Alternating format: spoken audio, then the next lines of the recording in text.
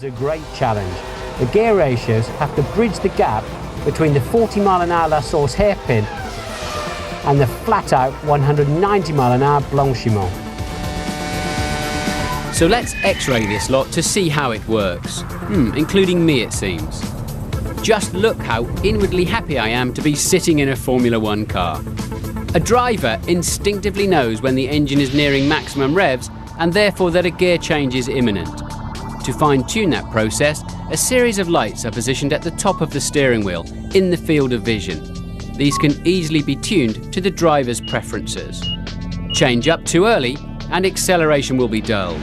Too late and the engine will hit the rev limiter, wasting valuable lap time. The driver's mind coordinates what he's hearing along with the shift lights and his track position and decides to go for a gear shift. The command is sent to the appropriate finger. This human mechanical movement translates into an electrical impulse. A computer then decides the target gear.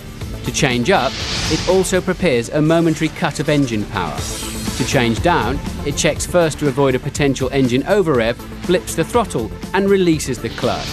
This hydraulic unit receives those electrical messages and sends pressure to the clutch, throttle and gear shift.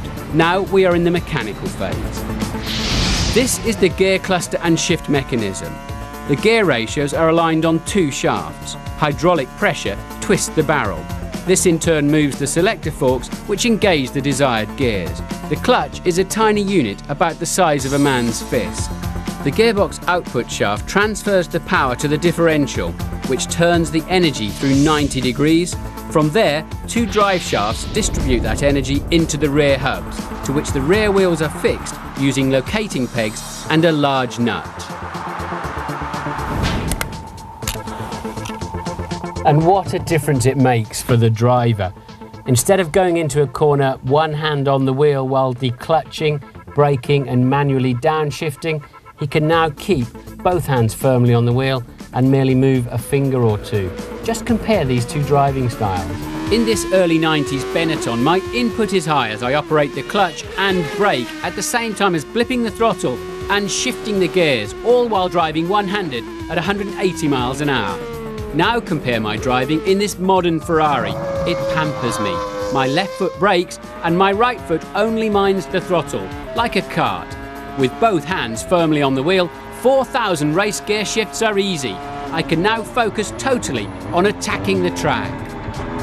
So no more blood pouring out of the palm of your hand where the gear knobs tried to wear its way through. No more skinned knuckles where they didn't quite give you enough space in the cockpit for the manual shift. I'll leave you to make your own mind up whether the modern system for changing gear in Formula One is a good thing or not.